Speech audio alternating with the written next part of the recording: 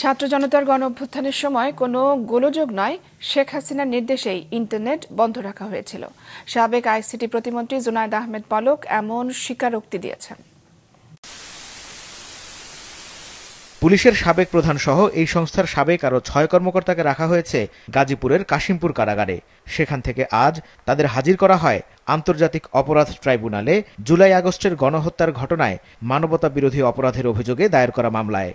আজকের আদেশে ২ মাসের মধ্যে মামলার তদন্তের অগ্রগতি জানাতে বলা হয়েছে, যদিও ২০ নভেম্বর মামলাটির তদন্ত ১ মাসের মধ্যে শেষ করার আদেশ দিয়েছিল ট্রাইব্যুনাল। আগামী ২৬, ২৯ এবং ৩০ এই ৩ দিন আলাদা আলাদাভাবে প্রত্যেককে জিজ্ঞাসাবাদ করা হবে।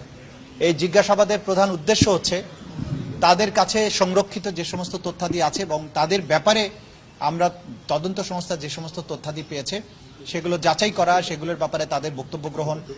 এত বড় গ্র্যাভিটির একটা মামলার প্রপার তদন্ত করা, প্রপার একটা রিপোর্ট সাবমিট করার জন্য অনেক সময় প্রয়োজন।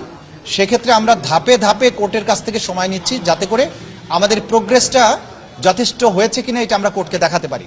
এ সময় ট্রাইব্যুনালের প্রধান প্রসিকিউটর আরও জানান, জুলাই আগস্টে আন্দোলনের সময় শেখ হাসিনার নির্দেশে ইন্টারনেট বন্ধ রাখা হয়েছিল বলে স্বীকার করেছেন সাবেক আইসিটি প্রতিমন্ত্রী। কেবল লাইন পুড়ে গিয়েছিল, এটা হয়েছিল, সেটা হয়েছিল, সর্বৈবভাবে মিথ্যা। সম্পূর্ণ প্রধান যে নিউক্লিয়াস শেখ হাসিনা, তার নির্দেশে, তার পরবর্তী কমান্ডার জুনায়েদ আহমেদ পলকের পরবর্তী নির্দেশে এই ইন্টারনেট প্রোভাইডার যারা আছে, বিটিসিএল আছে এবং বাংলাদেশ সাবমেরিন কেবলস পিএলসি, এরাও চিঠি দিয়ে জানিয়েছে যে তারা কার কার নির্দেশে এটা বন্ধ করেছে। এদিকে ১.৫ দশক আগে বিডিআর সদর দপ্তর পিলখানা হত্যাকাণ্ডের ঘটনায় সাবেক প্রধানমন্ত্রী শেখ হাসিনা ও সাবেক সেনাপ্রধান মইনু আহমেদ সহ ৫৮ জনের বিরুদ্ধে একটি অভিযোগ জমা পড়েছে আন্তর্জাতিক অপরাধ ট্রাইব্যুনালে। দুটি বৃহৎ এবং শক্তিশালী নিরাপত্তা বাহিনীকে ধ্বংসের উদ্দেশ্যে এই গণহত্যা এবং মানবতা বিরোধী অপরাধটি সংগঠিত করেন। যেহেতু সে রাজনৈতিক উদ্দেশ্যকে চরিতার্থ করার জন্য এই হত্যাকাণ্ডটি সংগঠিত করেছিল, এটি গণহত্যা হিসেবেও পরিগণিত হবে। ওই ঘটনায় এর আগে ১৩৯ আসামির মৃত্যুদণ্ড বহাল ও ১৮৫ জনকে যাবজ্জীবন সাজা দিয়েছে উচ্চ আদালত।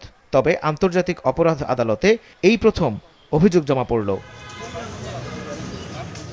মাহমুদ কমল, মাছরাঙা সংবাদ, ঢাকা।